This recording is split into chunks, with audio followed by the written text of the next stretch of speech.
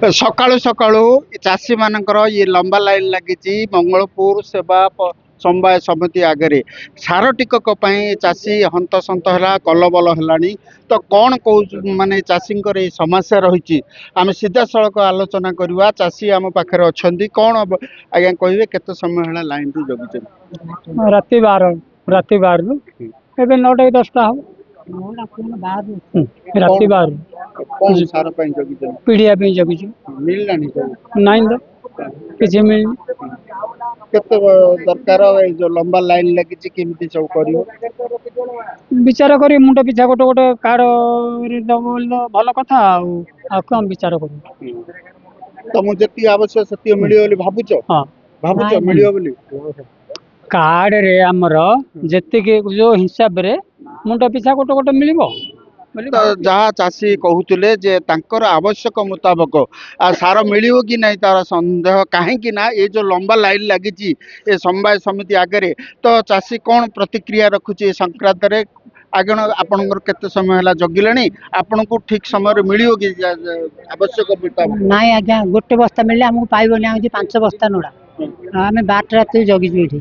କେମିତି ହବ ବୋଲି ଭାବୁଛ? ଗୋଟେ ବସ୍ତା ଦେଲେ ନେବୁ, ତାପରେ ଆପଣଙ୍କୁ ଆଉଥରେ ଗୁହାରି କହୁ ବୋଲି ଆମେ ଭାବିଛୁ।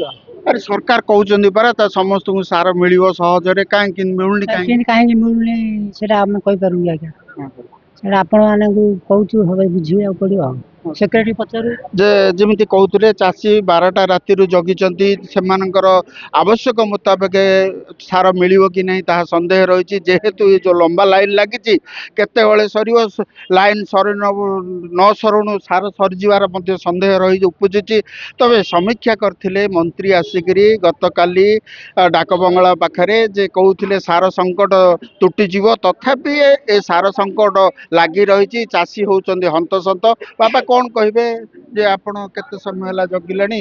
କେତେ ଜଗି ଚାଷ ପିଡ଼ିଆ ପାଇଁ କ'ଣ କରିବେ?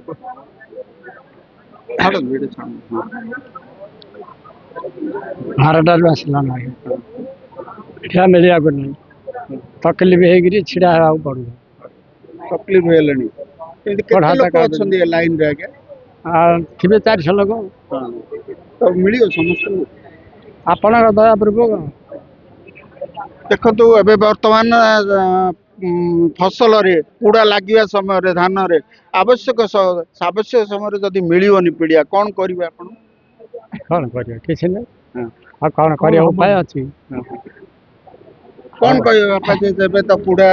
ଏବେ ତ ପୁରା ରଥଯାତ୍ରାରୁ ଧାନ ରୁଆ ହେଲାଣି, ଆଉ ଏବେ ଯେମିତି ତ ସାର କିଛି ପଡ଼ିନି।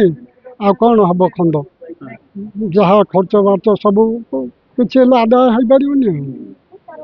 ତ ଦେଖିଲେ ଚାଷୀଙ୍କର ସମସ୍ୟା କଥା କହିଲେଣି। ପୁଡ଼ା ଧରିଲାଣି ଧାନକୁ, ତଥାପି ସାର ଟିକକ ମିଳୁନି। ସାର ଯଥା ସମୟରେ ଯଦି ମିଳିବନି ତେବେ ଚାଷୀ ଏବେ ହନ୍ତସନ୍ତ ହେବା ଛଡ଼ା ଆଉ କିଛି ନାହିଁ। ଦେଖନ୍ତୁ ଏବେ ଯେଉଁ ଆମର ଲାଇନରେ ରହିଛନ୍ତି ଚାଷୀମାନେ, ଯେଉଁ ସୋସାଇଟି ଆଗରେ କେତେବେଳେ ତାଙ୍କୁ ସାର ମିଳିବ ଟିକକ, ଆଉ ଫସଲରେ ତାଙ୍କେ ସାର ଦେବେ, ଏ ଚିନ୍ତା ତାଙ୍କୁ ଘାରିଛି। ସରକାର ଯଥା ସମୟରେ ଚାଷୀଙ୍କ ଏ ସାର ସଙ୍କଟ ଦୂର କରିବାର ଆବଶ୍ୟକତା ରହିଛି। ମଙ୍ଗଳପୁରରୁ ମନୋଜ ମୁନି, OTV।